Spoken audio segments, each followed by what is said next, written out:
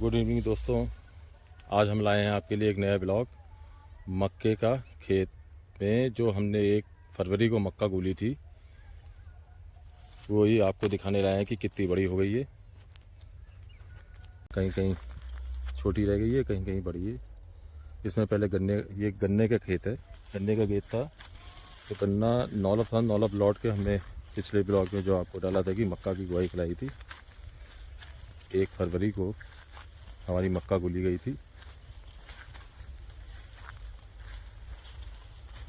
मक्का इस समय जगह जगह कंधे तक भी आ गई है और कुछ जगह कमर तक है, कुछ जगह थोड़ी छोटी भी है। अब इस समय ये पानी पे है, पानी लगेगा इसमें। तो हम ये सोच रहे हैं इसमें जहाँ जहाँ छोटी मक्का रह गई है वहाँ पे थोड़ा खाद अलग से लगा के उसके बाद इसमें पानी छोड़ देंगे। कोलाजिन की भी स्प्रे हो चुकी है इसमें। अब इस समय इसके पत्तों में, गोब में सुड़ी लग रही है। अब मक्का हो गई है बड़ी तो बड़े संभाल के इसमें स्प्रे करनी पड़ेगी तो मक्का हमारी टूट ना जाए। कल पानी चलेगा तो उससे पहले इसमें खाद लगेगा और मौका लग गया तो स्प्रे भी इसमें करवा देंगे। उसके बाद इसमें पानी छोड़ देंगे। ये देखिए इस सुड़ी लग रही है, देखिए पत्ता खा रही हैं।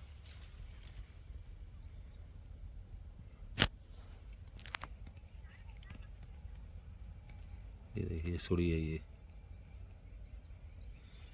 कोराजिन का असर ज़्यादा दिन न रहा था। कोराजिन की भी स्प्रे हो गई लेकिन अब कीड़े इतने आदी हो गए हैं कि कोराजिन को भी कुछ नहीं समझ रहे हैं कि कोराजिन से ज़्यादा खतरनाक दवा कहाँ से लाएं। नए नए कीड़े पनप रहे हैं।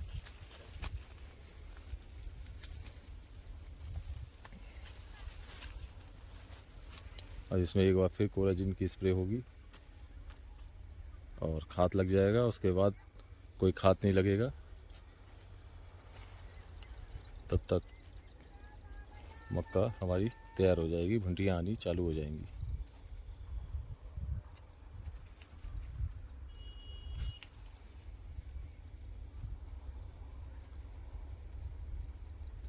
रंग बहुत बढ़िया है मक्का का, बिल्कुल काली सुन हो रही है।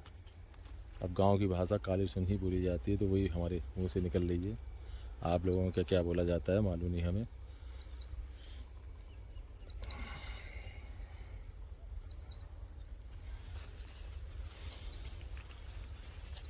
इसमें एक नराई करवा दी थी।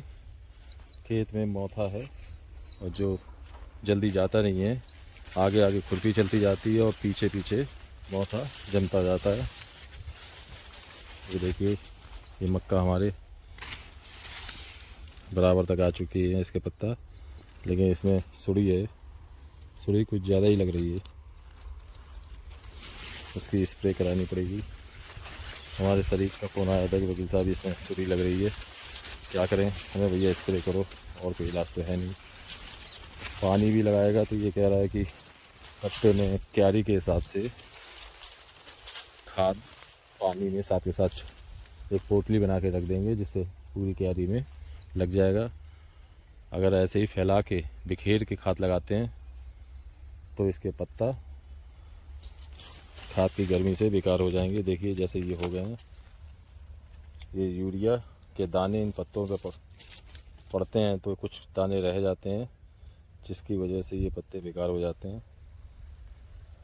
अब पानी चलेगा साथ के साथ उसी में क्यारी के हिसाब से उसी मात्रा में कि जैसे हमें 10 बीघा में 2 कट्टे लगाने हैं और 4 क्यारी हैं तो उसी हिसाब से क्वांटिटी बना के क्यारी में किसी कट्टे में यूरिया के रख दी जाएगी, जो पानी के साथ धीरे धीरे पिघलती जाएगी और पूरी क्यारी में पानी के साथ फैल जाएगा खाद।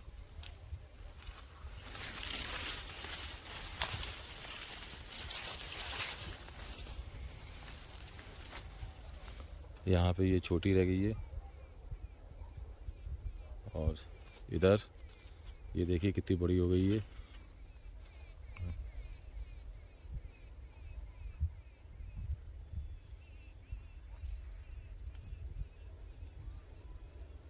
कुछ खेत का भी फ़र्क पड़ जाता है, कुछ गन्ने का खेत है तो ज़्यादातर लोगों का यही कहना है कि गन्ने के खेत में ऐसे ही हो जाता है, लेकिन सही हो जाएगी, कोई दिक्कत वाली बात नहीं है। कहीं छोटी बड़ी है इससे कोई फ़र्क नहीं पड़ेगा।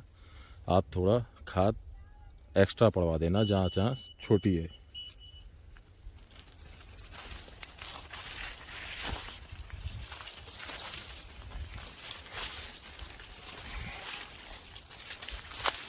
गेहूँ भी लोगों के पक चुके हैं। हमारे खेत के मेड़ पे दूसरे काश्तकार के गेहूँ हैं। गेहूँ की कटाई चल रही है।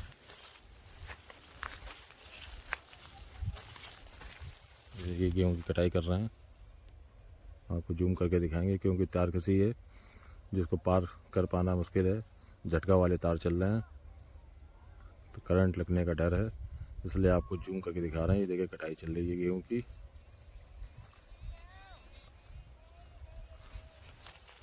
इधर जब मैं शुरू में मक्का बोई थी तो आपको बताया था कि इसमें खेत वाले ने पानी चलाया था गेहूँ में, जिसकी वजह से पानी निकल गया था तो कुछ मक्का इधर बिगड़ गई।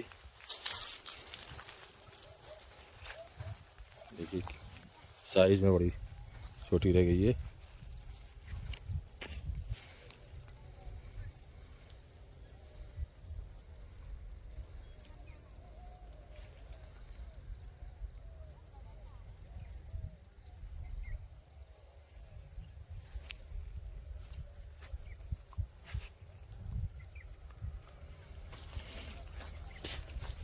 मौता बहुत हो गई है इसमें, जगह जगह बहुत है मौता, लेकिन अब घास निकालने का कोई फ़ायदा नहीं है क्योंकि मक्का के पेड़ ऊपर आ गए हैं घास से। इस समय ये पानी मांग रही है। देखिए कैसी हो गई है, ये सुखड़ गए हैं पत्ता। दोपहर में तो और ज़्यादा मुरझा जाती है।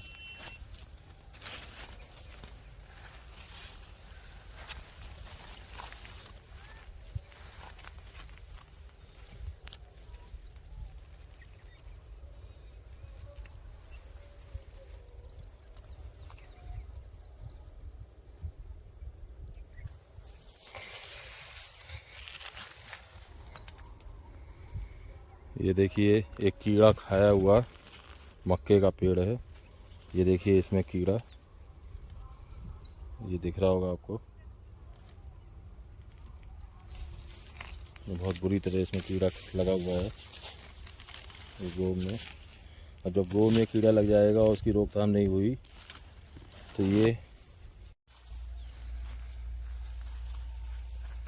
ये देखिए पानी टाइम से ना लगने के कारण ये मक्का हमारी यहाँ से सूखनी चालू हो गई है। कितने सिकुड़ गए हैं पत्ता। दोपहर में तो देखी नहीं जा रही थी, बहुत इस समय पानी पे है।